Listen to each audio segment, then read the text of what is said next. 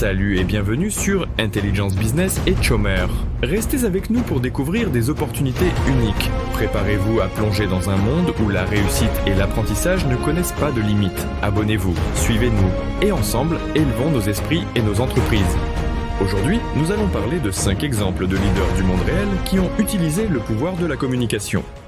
5 exemples de leaders du monde réel qui ont utilisé le pouvoir de la communication. Dans cette présentation, je vais parler d'un sujet vraiment fascinant, le pouvoir de la communication dans le leadership.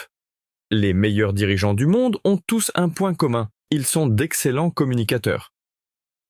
La capacité à communiquer efficacement joue un rôle majeur lorsqu'il s'agit d'inspirer des groupes de personnes que vous essayez de les amener à soutenir vos idées, vos croyances et vos théories, ou simplement à travailler ensemble sur des tâches spécifiques. Les dirigeants qui s'appuient uniquement sur leur expertise dans certains domaines peuvent être confrontés à des difficultés lorsque leurs compétences en matière de communication sont insuffisantes.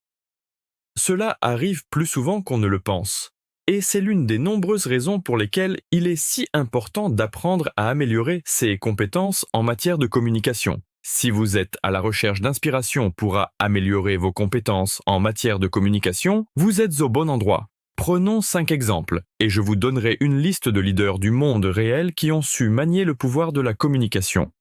Numéro 1. Mahatma Gandhi. Lorsque l'Inde et le Pakistan ont été confrontés à un conflit potentiel en 1948, Gandhi a fait preuve de ses véritables prouesses en matière de communication. Il a commencé son discours en abordant les problèmes mondiaux, avant de passer habilement à la question spécifique qui nous occupe. Gandhi s'est distingué par sa capacité à plonger dans les détails les plus infimes des actions de l'Inde et du Pakistan, tout en utilisant un langage simple et clair que tout le monde peut facilement comprendre. Cela illustre l'impact durable d'une communication claire et directe. Numéro 2. Martin Luther King Jr. En matière d'excellentes compétences de communication, Martin Luther King Jr. était vraiment quelqu'un d'autre. Vous avez probablement entendu son discours « I have a dream », n'est-ce pas ? Dans ce discours, il a affiné sa passion et utilisé ce qu'on appelle l'anaphore pour faire passer son message.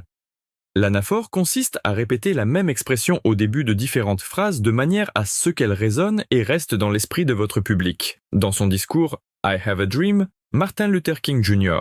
a dit « I have a dream » 8 fois et a également saupoudré d'autres répétitions bien placées. Cela a sans aucun doute laissé à son public un sentiment d'espoir et d'inspiration.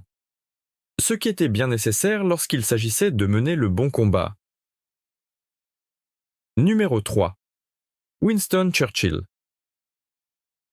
Winston Churchill, à une époque marquée par l'incertitude, les paroles de Churchill ont été pour beaucoup une source d'espoir et de résilience. Il a compris l'importance de délivrer des messages concis mais profonds, et a reconnu que les gens sont plus susceptibles de se souvenir d'une déclaration courte et percutante que d'une déclaration longue et terne. Numéro 4. Oprah Winfrey. Ce n'est pas pour rien qu'Oprah Winfrey est si appréciée en tant que leader. Elle saisit une vérité fondamentale, que l'écoute peut être tout aussi importante, sinon plus, que l'expression orale lorsqu'il s'agit d'une communication efficace. Le succès d'Oprah en tant que leader est certainement un témoignage de la façon dont l'honnêteté et l'ouverture peuvent faire la différence lorsque vous prononcez un discours ou que vous avez simplement une conversation avec quelqu'un. Numéro 5.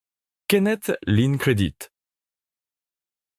Karma met fortement l'accent sur la communication ouverte, et Lynn, en particulier, s'engage à avoir une politique de la porte ouverte. Il déclare « Je veux que les nouveaux employés aient le sentiment qu'il s'agit d'une mission à laquelle nous participons tous ensemble. Une politique des portes ouvertes donne le ton. Chaque fois que je suis dans mon bureau et que je suis disponible, j'encourage tout le monde à venir me voir et à partager leurs idées sur la façon dont ils pensent que Credit Karma fonctionne. » Voilà pour aujourd'hui, c'est fini.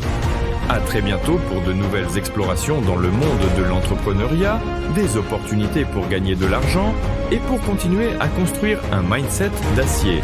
N'oubliez pas de vous inscrire à notre newsletter pour recevoir un e-book gratuit chaque semaine et rester toujours à la pointe de l'information.